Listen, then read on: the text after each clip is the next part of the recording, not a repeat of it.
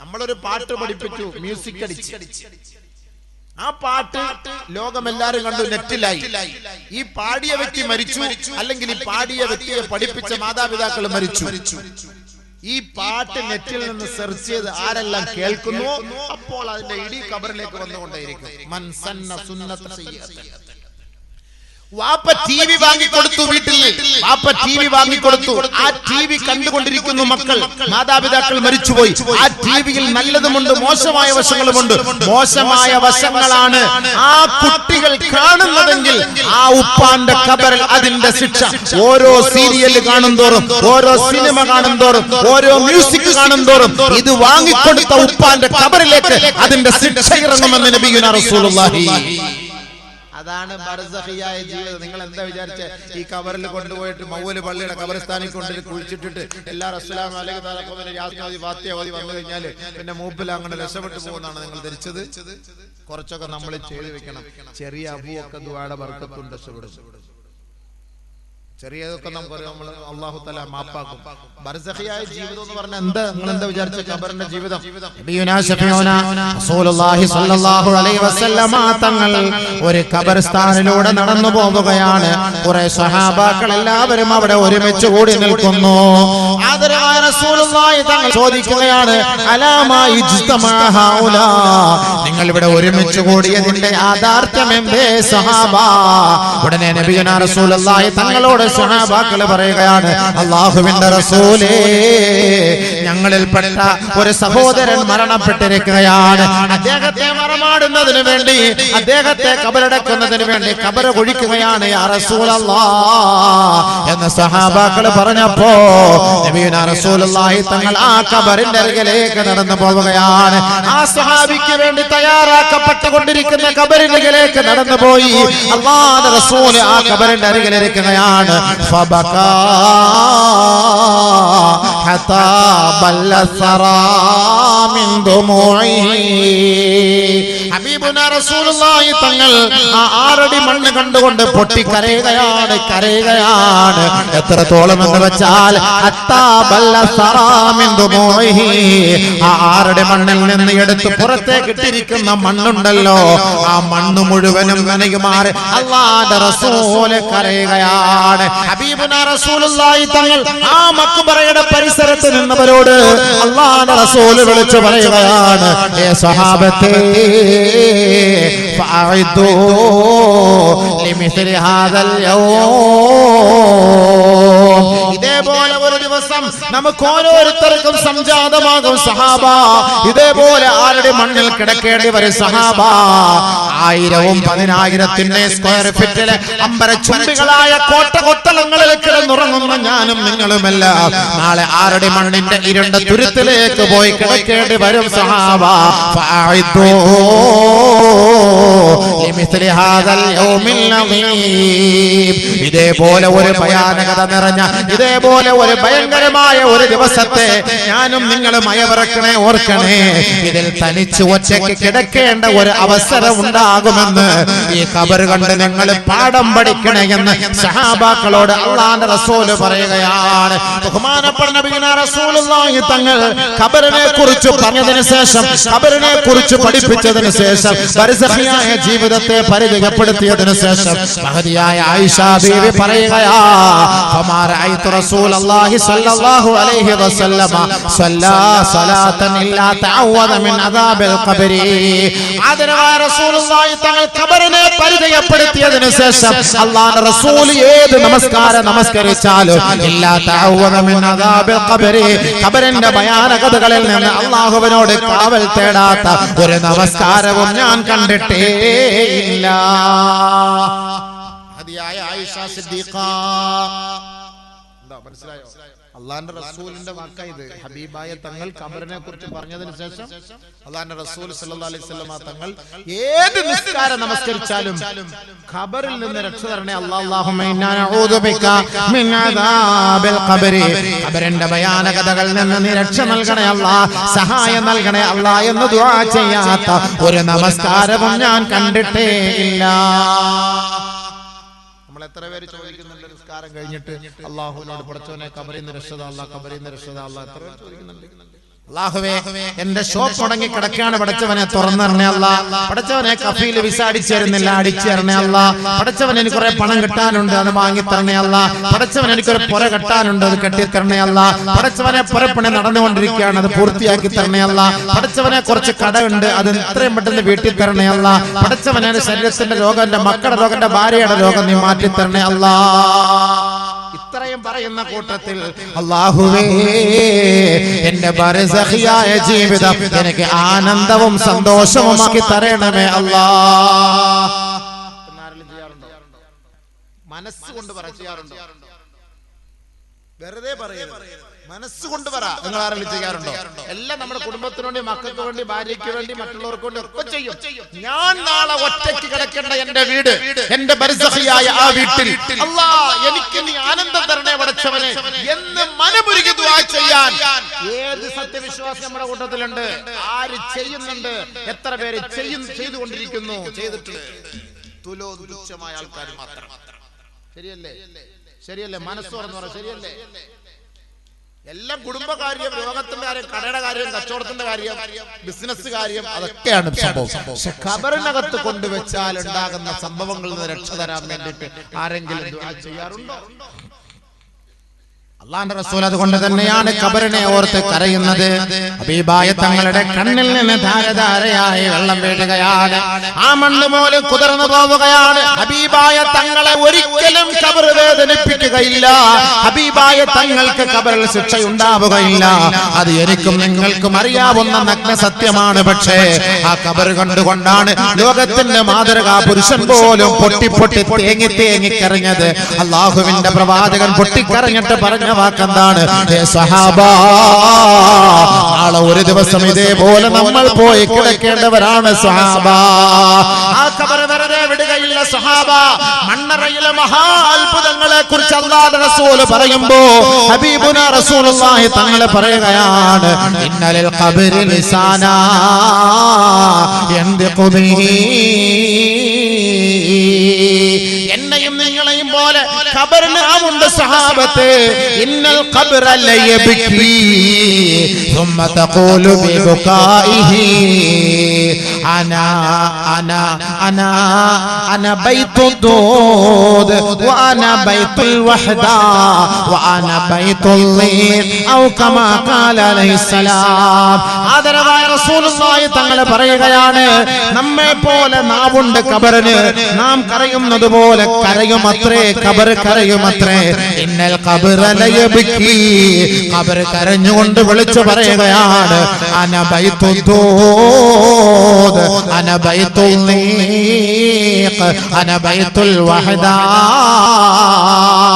എന്നെ കുറിച്ച് നിങ്ങൾക്കറിയുമോ സാദവിന്റെ മക്കളെ? ഞാൻ ഞെരിക്കുന്ന ഭവനമാണ്, ഞാൻ ഏകാന്തതയുടെ തടവറയാ, ഞാൻ വേദനിപ്പിക്കുന്ന വീടാണ്, ഞാൻ വേദനിപ്പിക്കുന്ന ഭവനമാണ്, നിങ്ങളെ പേടിപ്പെടുത്തുന്ന വീടാണ്. ഈ ഖബറുകൾ, ഈ ഭൂമിയിലുള്ള ഖബറുകൾ കരഞ്ഞുകൊണ്ട് കരഞ്ഞുകൊണ്ട് ദിവസം തോറും ഈ ഖബർ വിളിച്ചു പറയുമെന്ന് ലോകത്തിന്റെ മുത്ത് മുഹമ്മദ് മുസ്തഫ സല്ലല്ലാഹു അലൈഹി വസല്ലമ തങ്ങളെ നമ്മളെ പഠിപ്പിക്കുമ്പോ ഞാനോ നിങ്ങളോ ഉറങ്ങാൻ കിടക്കുന്ന ഒരു 10 മിനിറ്റ് സമയമെങ്കിലും അല്ലാഹുവേ ബെഡ്റൂമിലെ ലൈറ്റ് അണച്ചിരിക്കുകയാണ്, കുറ്റാക്കൂരിട്ടാണ്, കൊടും ഇരുട്ടാണ്, അമാവാസിയെ പോലെ അന്ധകാരമാണ്. ഇതേപോലെ നാളെ ഒരു ദിവസം ഞാൻ ഖബറിൽ കിടക്കേണ്ടവനല്ലയോ? അന്ന് എന്റെ തരണി ഉണ്ടാവുകയില്ല, എന്റെ വാത്സല്യ പുത്രന്മാരോ പുത്രിമാരോ ഉണ്ടാവുകയില്ല. ഒറ്റപ്പെട്ട ഏകാന്ത തടവറയ്ക്കുള്ളിൽ കഴിയേണ്ടവനല്ലയോ അല്ലാ? അല്ലാഹുമ്മ അർഹംനി വഅർഹം വഹശതി ഫീ ഖബരി. എന്റെ ഏകാന്ത തടവറയിൽ എന്നെ നീ രക്ഷപ്പെടുത്തണേ അല്ലാ, എന്നെ സഹായിക്കണേ അല്ലാ, എന്നെ അനുഗ്രഹിക്കണേ അല്ലാ എന്ന് ഞാനോ നിങ്ങളോ ഉറങ്ങുന്ന സമയത്ത് കണ്ണ് ഈറനണിഞ്ഞുകൊണ്ട് ഒരു 2 മിനിറ്റ് ഖബറിനെ ഓർത്ത് കരഞ്ഞ ചരിത്രമുണ്ടോ? ഉണ്ടോ? ആരെങ്കിലും ഉണ്ടോ? ഉറങ്ങുമ്പോ AC ഒന്ന് ഓണാക്കി കൂട്ടിയിട്, ഒന്ന് 19-ലിട്, ഒന്ന് 18-ലിട്, ഒന്നുകൂടെ തണുക്കട്ടെ.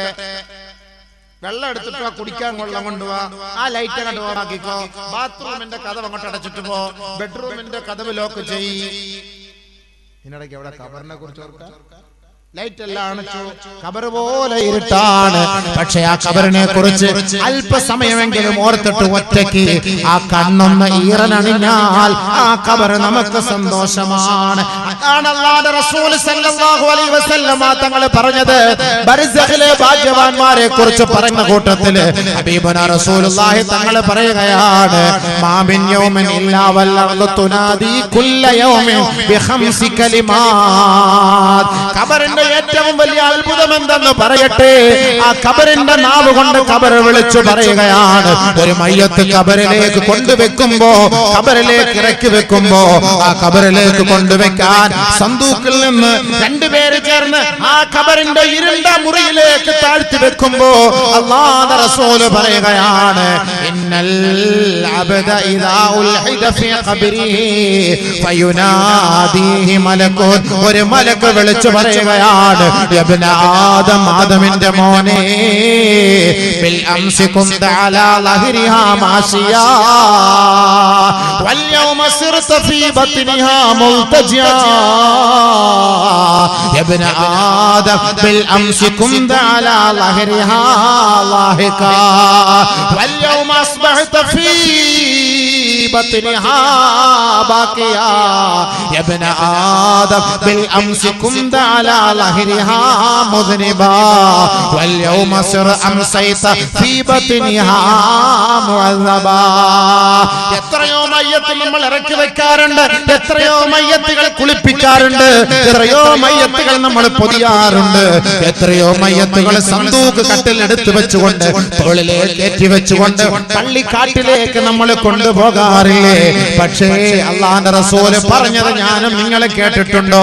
അല്ലാഹുവിന്റെ പ്രവാചകൻ പറയുകയാണ്, ഒരു മയ്യത്ത് ഖബറിലേക്ക് കൊണ്ടുവെക്കുമ്പോ ആ ഖബറിന്റെ മഹാ അത്ഭുതമാണ്. ആദ്യമായി ആ ഖബർ സംസാരിക്കുമത്രേ. ആ ഖബറിലേക്ക് ഒരു മലക്കിറങ്ങി വരികയാ.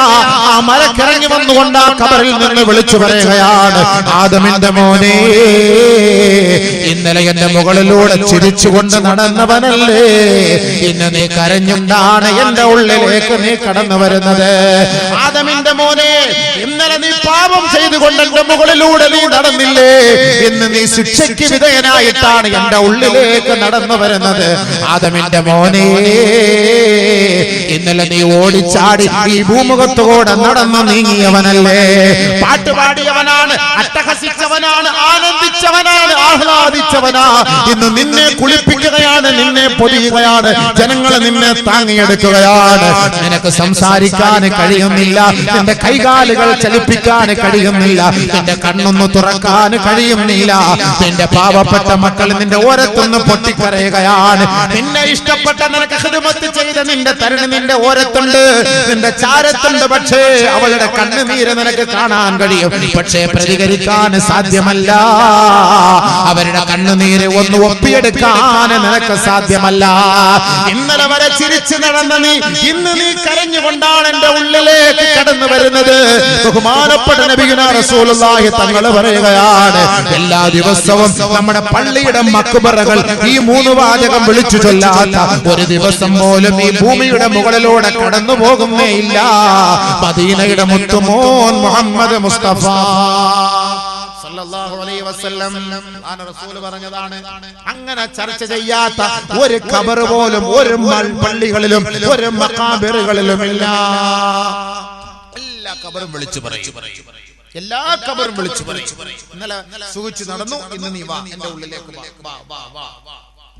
ആരും ചിന്തിക്കാൻ ആ മയ്യത്തിന് കേൾക്കാം ഈ പറയുന്നത്.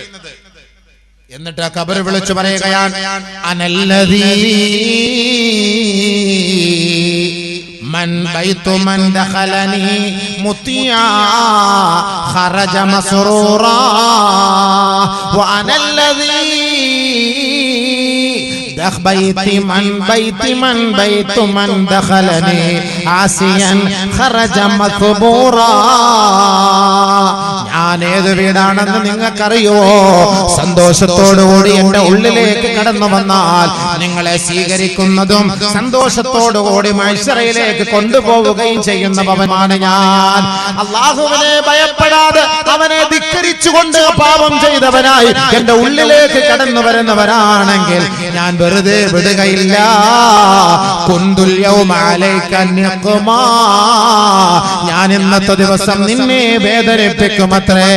മാത്രമല്ല ഖറജ മസ്ബൂറാ, വളരെ ദുഃഖിതനായി ദുഃഖാകുലനായിട്ടായിരിക്കും എന്റെ ഉള്ളിൽ നിന്ന് നീ മഹ്ശറയിലേക്ക് പോവുക.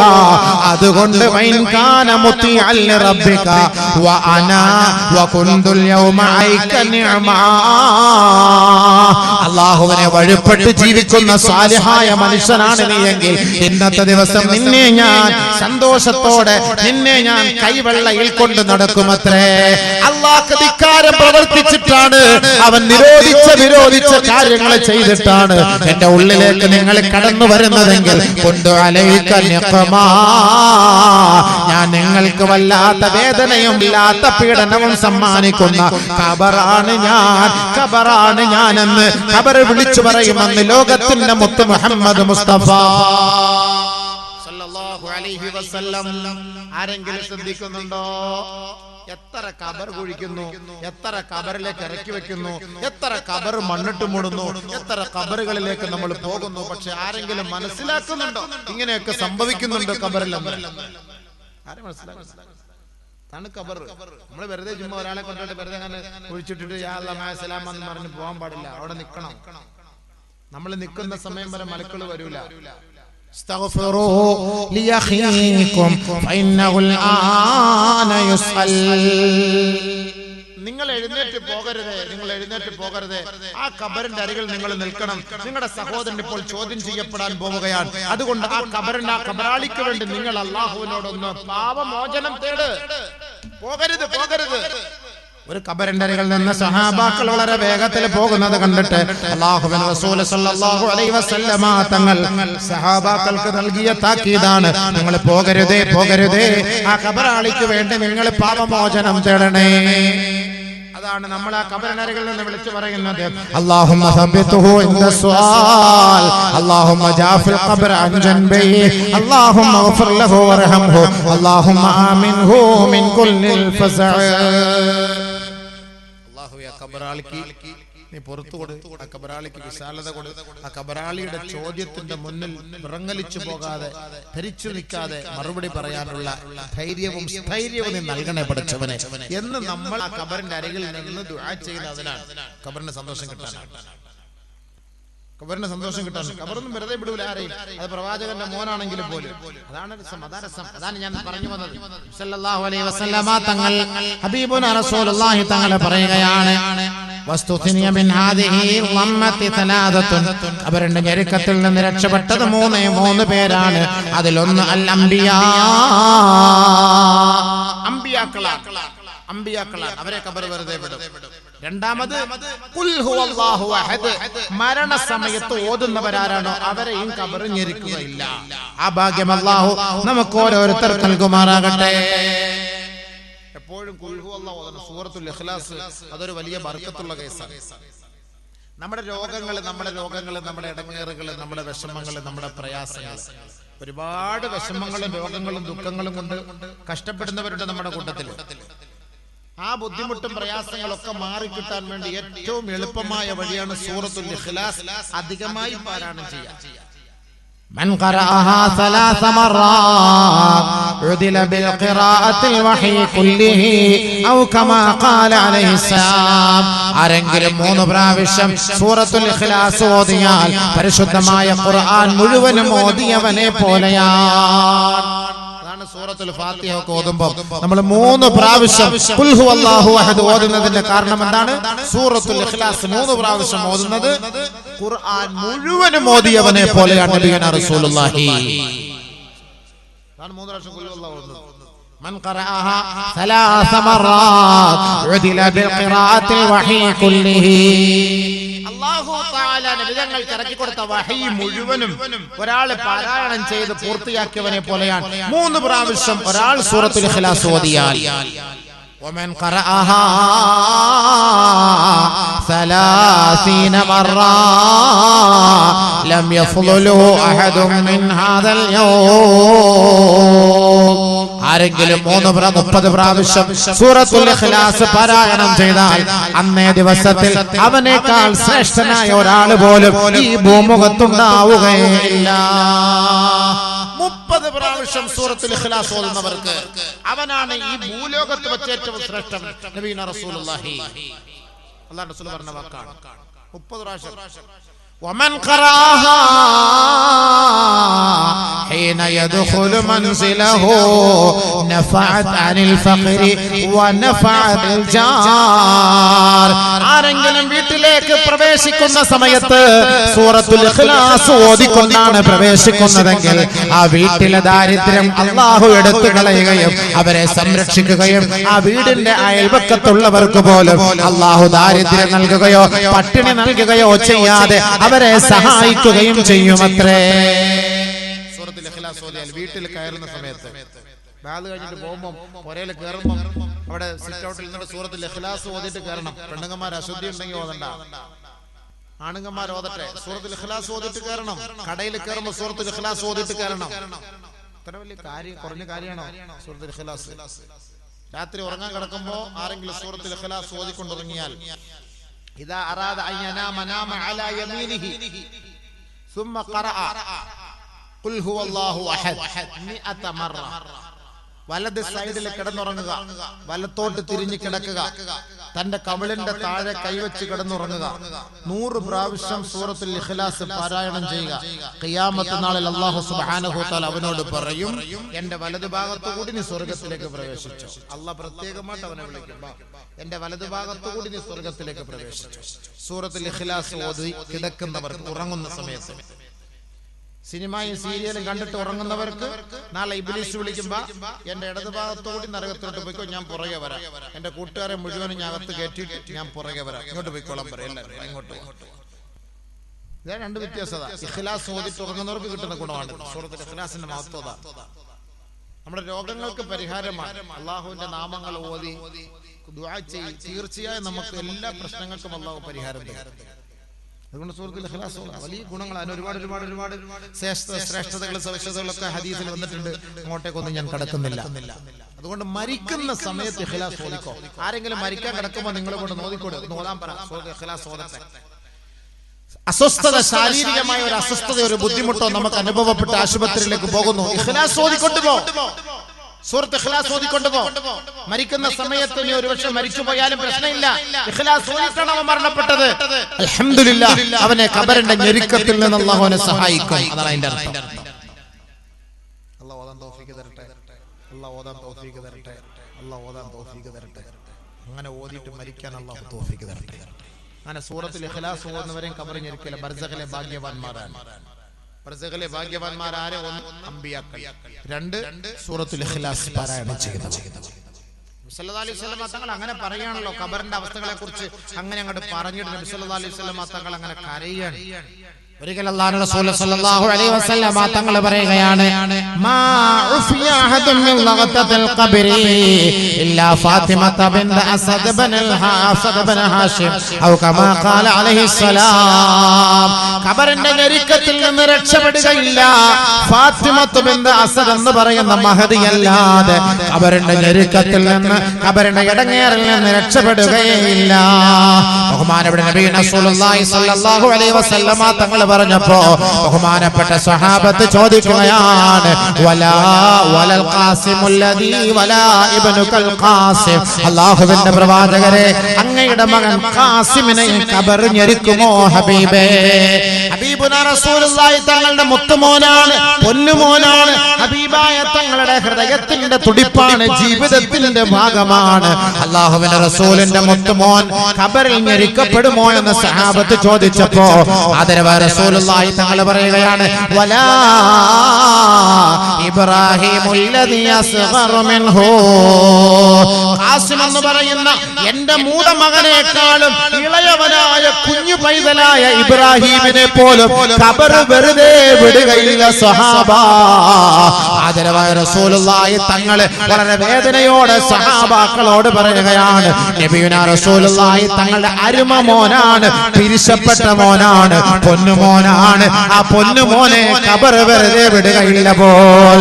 അല്ലാഹുവിന്റെ റസൂലിനോട് സഹാബാക്കൾ ചോദിച്ചപ്പോ ആദരവായ റസൂലുള്ളാഹി തങ്ങൾ പറഞ്ഞത്, ആ ഖബറിന്റെ പിടുത്തത്തിൽ നിന്ന് രക്ഷപ്പെടുന്നത് ആരെയാ? ഫാത്തിമത്ത് ബിൻത് അസദ് ഇബ്നു ഹാഷിം, ബഹുമാനപ്പെട്ട അലി ഇബ്നു അബീ താലിബ് റളിയല്ലാഹു തആല അൻഹുവിന്റെ ഉമ്മയാണ്, അബൂ താലിബിന്റെ ഭാര്യയാണ് ബഹുമാനപ്പെട്ട ഫാത്തിമത്ത് ബിൻത് അസദ് റളിയല്ലാഹു അൻഹാ. ആ മഹദി അവர்கள் ബർസഖിലെ മഹദിയാണ്, ബർസഖിലെ ഭാഗ്യവതിയാണ്. അവരെ ഖബർ ഞെരുക്കുകയില്ല, അവരെ ഖബറെ വേദനിപ്പിക്കുകയില്ല. അവരെ ഖബറിൽ അല്ലാഹു സന്തോഷത്തോടെ അല്ലാഹു അവരെ സംരക്ഷിക്കുമെന്ന് ഔ കമാ ഖാല ഹബീബുനാ റസൂലുള്ളാഹി.